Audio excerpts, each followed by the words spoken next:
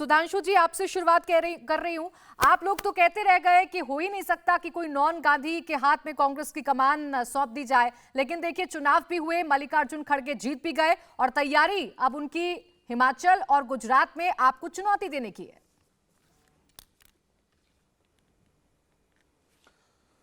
देखिए, मल्लिकार्जुन खड़गे जी और शशि थरूर जी के बीच में प्रायोजित प्रदर्शनी का मल्ल युद्ध, यानी जिसको सामान्य भाषा में नूरा कुश्ती कहते हैं, वह संपन्न हो गया। और जो पहले से तय था, इवन एक कांग्रेस नेता ने तो बोल भी दिया था 90% वोट मिलेंगे, इतना सटीक चुनावी विश्लेषण तो आज तक किसी का नहीं हुआ होगा, तो वो पूर्ण हो गया। परंतु यह कांग्रेस का नितांत अंदरूनी मामला है। आज कांग्रेस जिस स्थिति में पहुंच गई है, गांधी परिवार प्रत्यक्ष हाथ में रखे या परोक्ष हाथ में रखे, प्रत्यक्ष हाथ में रखकर पहली बार ऐसा हुआ है कि लगातार 2 बार, क्या एक बार भी ऐसा नहीं हुआ था कि 100 से कम सीटें मिली हों, वो आ गए हैं। अब थरूर जी आते या खड़गे जी आते, एक वो हिंदी का दोहा है कि बिगड़ी बात बने नहीं, लाख करो किनकोए, और रहीमन बिगड़े दूध को मथे न माखन होए। तो इसलिए वो जिसको भी लाना हो लाएं। महत्वपूर्ण बात यह है कि कांग्रेस पार्टी जब तक अपनी नीति और अपनी अप्रोच में कोई चेंज नहीं लाती है, तब तक चेहरे बदलने से, यानी मुखौटा बदलने से चेहरा नहीं बदल सकता है। चेहरे के अंदर वास्तविकता में कोई बदलाव लाना पड़ेगा। राधिका खेड़ा जी, इस बात का जवाब दे दीजिए जो सुधांशु जी कह रहे हैं कि देखिए मुखौटा बदलने से चेहरा नहीं बदल जाया करता, और ये तो प्रायोजित मुकाबला था और उसी के अनुरूप जो है परिणाम आ गए। मल्लिकार्जुन खड़गे को पहले ही कहा जा रहा था कि वो जीतेंगे और जीत भी गए। देखिए, कहीं भी चुनाव होता है, चाहे वो देश में भी चुनाव होता है, सब जगह सबको पता होता है कौन जीतेगा कौन हारेगा, ये तो जनता के पता ही चल जाता है। लोग अपनी इच्छा भी जाहिर करते हैं। लेकिन चुनाव तो हुआ सुधांशु जी, ये बात आप भी देख रहे हैं किस तरीके से प्रदेश स्तर पे चुनाव हुआ, सबने वोट दिया, कितने वोट पड़े, ये पूरी मीडिया के सामने था। मुझे आज अगर सुधांशु जी ये बता दें, इनके जो अध्यक्ष साहब हैं नड्डा जी, वो किसके हाथ के कठपुतली हैं, कितने वोट मिले, कौन उनके खिलाफ लड़ा, क्या आपको पर्चा भरने का मौका मिला सुधांशु जी? मैं मानती हूँ आप उनसे ज्यादा बड़ी अध्यक्षता करेंगे, क्योंकि आप अपने दिमाग से चलेंगे और आप बहुत ही समझदार इंसान हैं, इतना ज्ञान है आपको इतिहास का और जो हो रही है चीजें। और मैं समझती हूँ कि जिस प्रकार से नड्डा साहब जाके झूठी बातें बोलते हैं और इतिहास के बारे में नहीं जानते, आप तो उनसे बेहतर स्पीच भी देंगे और बेहतर चीजें बताएंगे लोगों को। तो क्या आपको मौका मिला अपना पर्चा भरने का? और मुझे ये भी बताइए कि इतने सालों में जो इतने अध्यक्ष आए हैं भारतीय जनता पार्टी के, किसने किसको चुना, कहां चुनाव हुआ, कितने वोट मिले? आप लोग तो स्वयं, आपकी सरकार तो सीधा नागपुर से चलती है, इतना बड़ा नारंगी रबर स्टैंप है आप लोगों का। सब जानते हैं, ये पूरा देश नहीं पूरा विश्व जानता है कि किस तरीके से भारतीय जनता पार्टी की सरकार संघ के मुख्यालय से चलती है। जो संघ के प्रमुख कहते हैं वही होता है, जो वो लाइन तय करते हैं सरकार उसी को आगे लेकर जाती है। तो इससे बड़ा रबर स्टैंप क्या होगा? और मैं ये भी समझ सकती हूँ, और मुझे थोड़ा बहुत मेरी संवेदनाएं भी हैं और तरस भी आता है भारतीय जनता पार्टी के अध्यक्ष साहब के साथ, कि उनको कितनी चमचागिरी करनी पड़ती है, कितना मोदीनामा पढ़ना पड़ता है, तब भी तो जाके कोई जेपी नड्डा बनता है, या कोई और अब जो आगे बनेगा, जो सबसे ज्यादा चमचागिरी करेगा, उनको फिर अध्यक्ष पद का मौका मिलेगा। दोबारा उनको इस गद्दी पे बिठा दिया गया।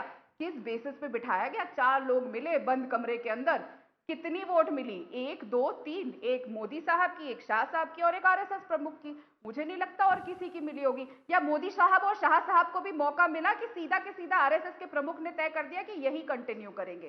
तो ये सवालों जो आप लोग बार बार कहते हैं रबर स्टैंप है, ये है, कांग्रेस अध्यक्ष कौन बनेगा, ये है, सारी तकलीफ तो जी इस बात की है कि जो पार्टी बार बार इनकी असलियत का सामने लेकर आती है, इनके ऊपर जो इन्होंने मखौटा पहन रखा है और जो वादे किए हैं, और ये जिस तरीके की नफरत की राजनीति करते हैं, उसको बेनकाब करने का काम कांग्रेस पार्टी करती आई है और करती रहेगी। हम अपनी अध्यक्षा सोनिया सुधांशु जी, इस पर जवाब दे दीजिए, फिर मैं तहसीन जी आपके पास आऊंगी कि मुखौटा तो असल में आपने पहन रखा है। अध्यक्ष, मैं फिर कहूंगी, हमारे चुने हुए अध्यक्ष श्री मल्लिकार्जुन खड़गे जी के नेतृत्व में कांग्रेस। सुधांशु जी, मुखौटा तो आपने पहन रखा है, चूंकि आप मुद्दों पर बात नहीं करना चाहते, इसी वजह से ऐसे मुद्दे उठाते हैं। उनकी पार्टी में तो हो गया चुनाव, आप भी बताइए कोई ऐसा ही एग्जाम्पल। देखिए, राधिका जी के मुंह से अभी क्या शब्द निकला कि नागपुर ने तय कर दिया, पता नहीं मोदी जी और शाह जी को भी बोलने का मौका मिला या नहीं। अब मैं विनम्रता से कहूंगा, अब इसके बाद कांग्रेस का कोई प्रवक्ता यह बोलना बंद कर देगा कि मोदी जी और शाह जी सब कुछ चलाते हैं। जब इनकी सुविधा हो तो नागपुर की कठपुतली है। तो आप बताइए, दोनों चीजें एक साथ हो सकती हैं क्या? कि एक तरफ आप ये कहें कि साहब उनको एब्सोल्यूट पावर है, तथा कथित तानाशाही, और दूसरी तरफ कठपुतली है।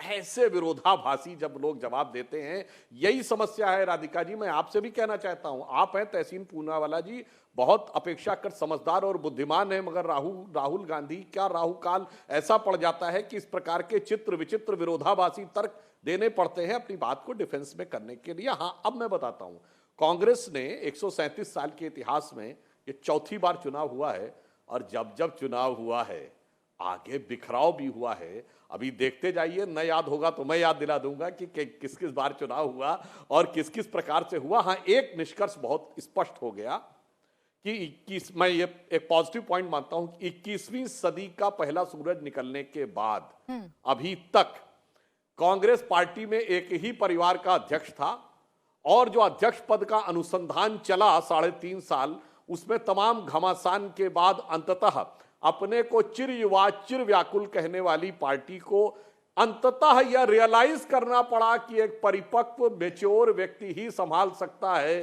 वो सारी की सारे दावे जो राहुल गांधी जी के नेतृत्व में कहे जाते थे वो हवा हो गए, और पहले तो सरकार गई, फिर अमेठी गई, और पार्टी उनके हाथ से गई।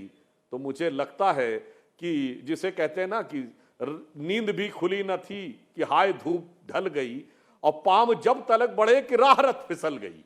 तो क्रमशः उनके हाथ से सूत्र फिसलते चले जा रहे हैं। पहले सरकार गई, अमेठी गई, खानदानी रियासत, और अब पार्टी भी परोक्ष रूप से करना पड़ा। ठीक है, लेकिन वैसे नए अगर अध्यक्ष देखें के तो चुने ये जाने उनका के बाद स्टाइल भी है कार्यकर्ता बहुत कि जोश पहले में उन्होंने हैं, सरकार सुधांशु जी, और चलाई इसी थी। को टर्निंग पॉइंट नहीं, नहीं। कांग्रेस की तरफ से कहा जा रहा है कि टर्निंग पॉइंट हो सकता है। मैं आऊंगी राधिका जी आपके पास, मैं तहसीन जी से जरा इस पर रिएक्शन ले लूं।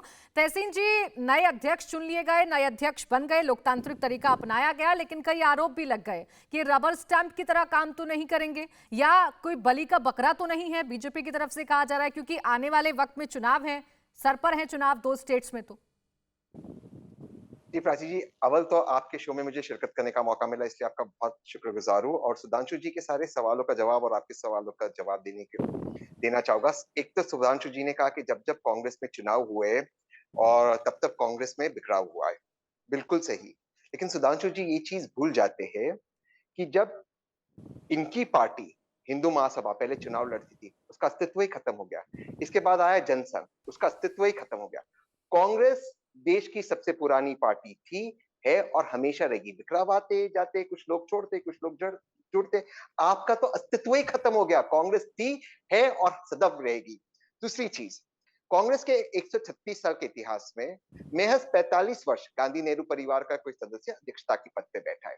लेकिन भारतीय जनता पार्टी, जब से ये पार्टी गठित हुई है, केवल और केवल आरएसएस का एक चुनिंदा आदमी, जैसे राधिका ने कहा, वो बैठा है। और मैंने आदमी शब्द इसलिए इसका इस्तेमाल कर रहा हूं प्राची जी, क्योंकि कोई भी महिला बीजेपी की अध्यक्ष नहीं बन सकती। क्यों? क्योंकि आरएसएस एक बैंड ऑफ बॉयज है, बैंड ऑफ बॉयज।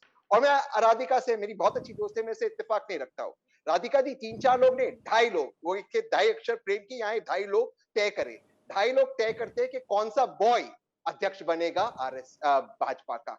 महिला नहीं बन सकती प्राची जी, पूछिए इनसे क्यों कोई महिला नहीं बनी। और एक और लाइन कहते अपनी बात समाप्त करता हूँ। चलिए, यहाँ पे इलेक्शन हुआ, ठीक हुआ, गलत हुआ, इलेक्शन तो हुआ।